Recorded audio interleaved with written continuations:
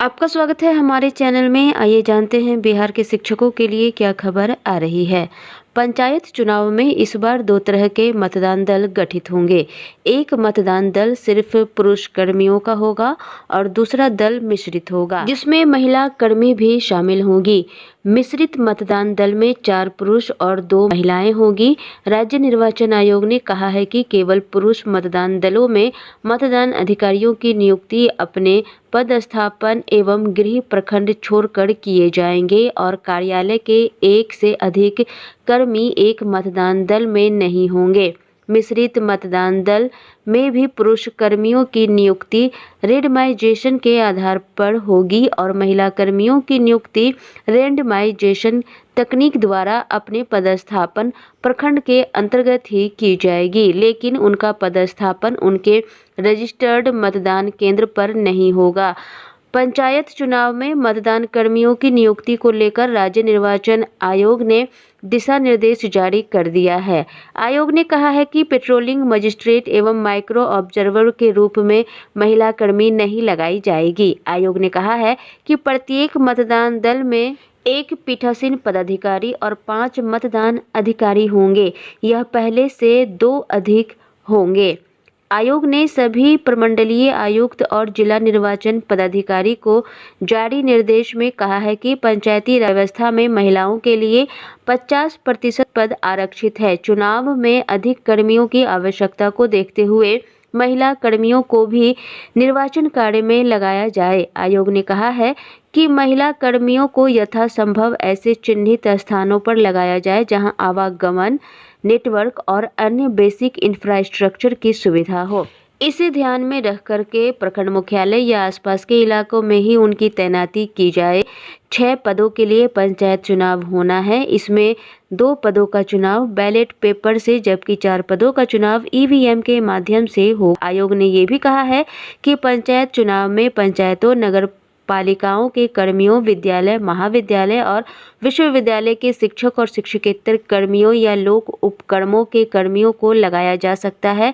अध्यापन कार्य में लगे शिक्षकों को चुनाव ड्यूटी पर अपरिहार्य स्थिति में प्रतिनियुक्त किया जा सकता है। आयोग ने कहा है कि केंद्रीय चुनाव आयोग के निर्देशों के अधीन लोकसभा, विधानसभा चुनावों में जिन संस्थाओं के कर्मियों की प्रतिनियुक्ति की गई थी, ठीक उसी तरह पंचायत चुनाव में भी प्रतिनियुक्ति की जाएगी। वहीं कई स्कूल अब तक खेलो इंडिया ऐप से नहीं जुड़ पाए हैं। शिक्षा विभाग द्वारा बार बार आदेश देने के बावजूद अब तक खेलो इंडिया ऐप पर संबंधित स्कूलों ने रजिस्ट्रेशन नहीं कराया है। इसके कारण संबंधित स्कूलों के शारीरिक शिक्षकों को ऑनलाइन फिटनेस कार्यक्रम का आधुनिक प्रशिक्षण का लाभ नहीं मिल पा रहा है।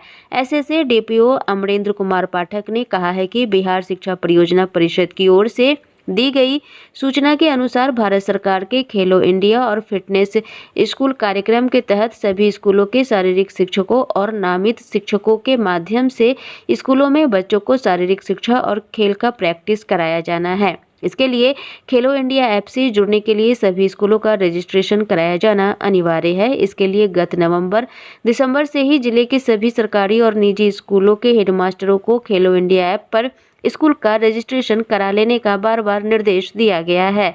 इसके बावजूद कई स्कूलों ने अब तक रजिस्ट्रेशन नहीं कराया है। उन्होंने सभी स्कूलों के हेडमास्टरों को खेलो इंडिया ऐप पर रजिस्ट्रेशन कराने के लिए अंतिम दिन का समय दिया है। कहा है कि अगस्त के अंतिम सप्ताह तक ये रजिस्ट्रेशन हो जाना चाहिए। रजिस्ट्रेशन कराने की सूचना मैसेज और व्हाट्सएप पर देने का निर्देश दिया है ताकि खेलो इंडिया ऐप से जुड़कर शारीरिक शिक्षकों और नामित शिक्षकों को खेल गतिविधियों से संबंधित आधुनिक जानकारी प्राप्त करने में सुविधा के साथ ही इसका लाभ बच्चों को मिल सके। डीपीओ ने कहा है कि फिट इंडिया पोर्टल पर जिन स्कूलों का रजिस्ट्रेशन नहीं होगा वैसे स्कूलों के बच्चे ऑनलाइन फिट इंडिया क्विज प्रतियोगिता में भाग लेने से वंचित रह जाएंगे। स्कूलों के रजिस्ट्रेशन के बाद ही बच्चे ऑनलाइन क्विज प्रतियोगिता में शामिल होकर कैश प्राइज जीत सकते हैं। आपको बता दें कि यहाँ पर सभी स्कूलों का रजिस्ट्रेशन खेलो इंडिया ऐप पर होना है। इस स्कूल से जो भी शारीरिक शिक्षक है यहाँ पर उनको निर्देश दिया जाता है कि किस तरह से बच्चों को शारीरिक शिक्षा देनी है। यदि किसी स्कूल में शारीरिक शिक्षक नहीं है तो वहाँ पर किसी भी शिक्षक को नामित करके खेलो इंडिया ऐप पर रजिस्ट्रेशन करा लेना है। इसके बाद इस ऐप से जुड़ी सारी जानकारियों का लाभ उठाना है। इस ऐप में फिटनेस कार्यक्रम के तहत कई जानकारियां दी जाती है और आधुनिक प्रशिक्षण भी दिया जाता है। ये प्रशिक्षण अगर किसी स्कूल में शारीरिक शिक्षक नहीं है तो जो नामित शिक्षक हैं उसे ये प्रशिक्षण दिया जाएगा और वो उस स्कूल के बच्चे को इस तरह का प्रशिक्षण देंगे जिससे कि सभी बच्चों को इसका लाभ मिल सके। इसके अलावा आपको बता दें कि स्कूलों में संचालित मध्याह्न भोजन योजना की चावल की खाली बैग की खोज अब शिक्षा विभाग ने शुरू की है।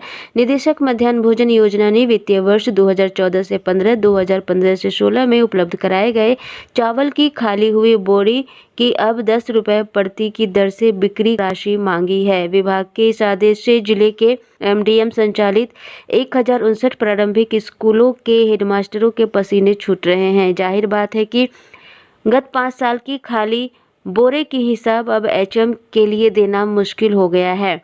जाहिर है कि पिछले 5 साल का एमडीएम चावल का खाली बैग स्कूल में सुरक्षित नहीं रह पाया है। दूसरी ओर कई एचएम बोरे की हेरफेर पहले भी कर चुके होंगे, इससे भी इनकार नहीं किया जा सकता है। वहीं कई स्कूलों में समस्या यह है कि एक स्कूल से दूसरे स्कूल में भी एचएम का ट्रांसफर हो जाता है।